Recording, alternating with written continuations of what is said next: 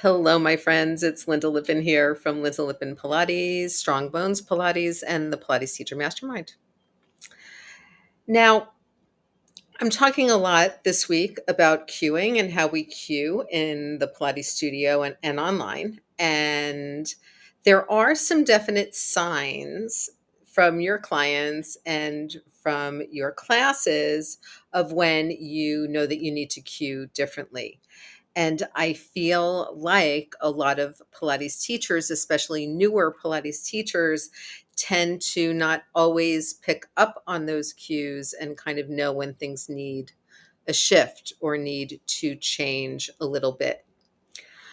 Um, and I want to tell you a little story to kind of go along with this. So I had a consultation call a couple of weeks ago with an online business bestie friend of mine, Danielle. And she suffered horribly from really bad tailbone pain after she had her daughter, like many, many, many years ago, and had started up Pilates at one of her local Pilates studios where she's going to large group reformer classes, which, is fine.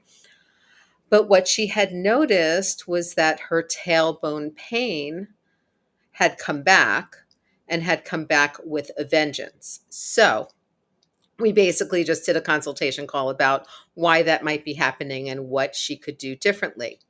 So the first thing that I asked her was if she was being cued for a neutral spine, which she said that she was, but that her teachers were defining neutral spine for her as when she was on her back, having her lower back at least an inch or two up off the mat. Now, depending on your weight, depending on your size, depending on your posture, that's not going to be a neutral back for everybody, especially not when they're lying supine. And especially not if their legs are elevated like we are when we're on the reformer. So basically what she was doing was pushing her pelvis forward into a relatively extreme anterior pelvic tilt in order to find this neutral spine position as it was defined by her teacher. And that, needless to say, was putting a whole lot of pressure on her tailbone and causing, a whole lot of the problems that she was having. So I kind of explained to her what was going on with that, why I didn't think that was really an appropriate cue and or vision in her head, because my back is not like that. I mean, if you asked me to lift my lower back an inch or two up off the ground when I'm supine, I'm going to be in a pretty serious anterior pelvic tilt.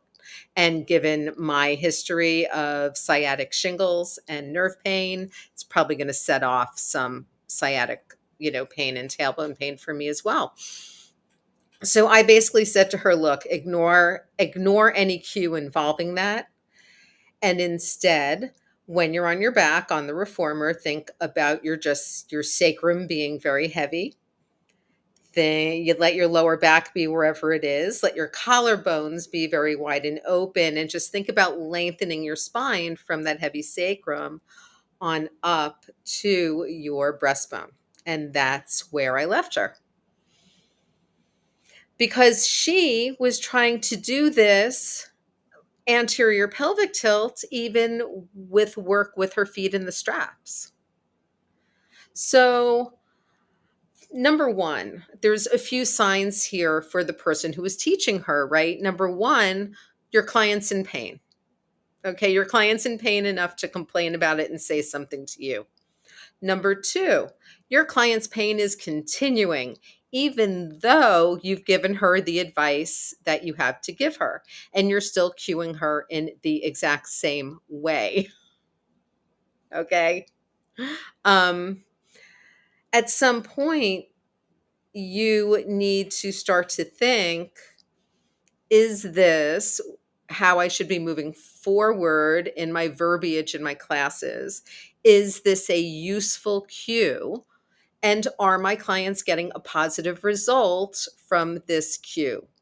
And if the answers to all of those questions aren't hell yes, then you need to scrap the cue.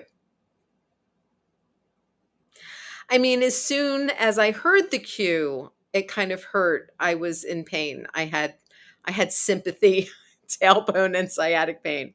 Because if you cued me that way, it would hurt me. Okay.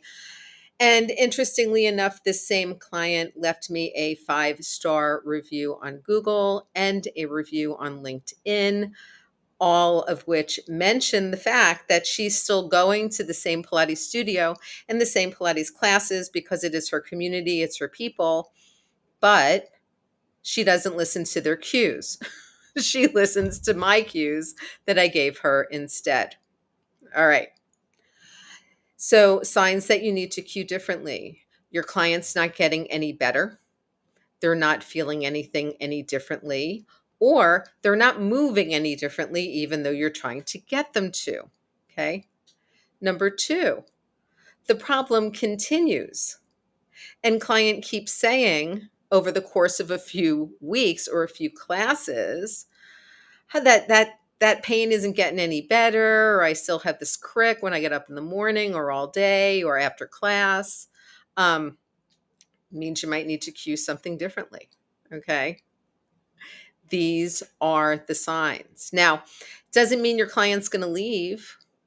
She didn't leave the studio. She's just using my cues in her head and ignoring what they're telling her to do.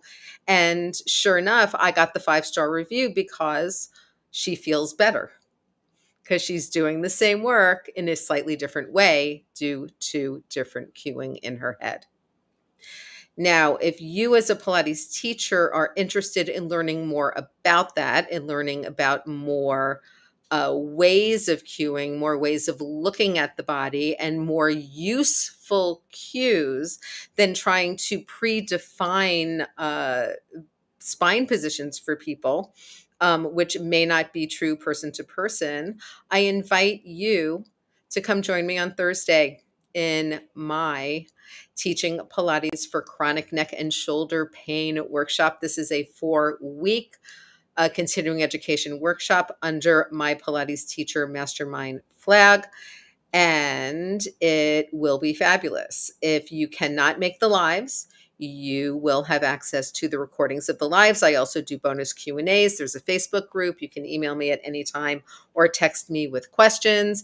And it's a combination of live workshops, pre-recorded workshops, and bonus material. And you will have access to everything. I would love to see you there.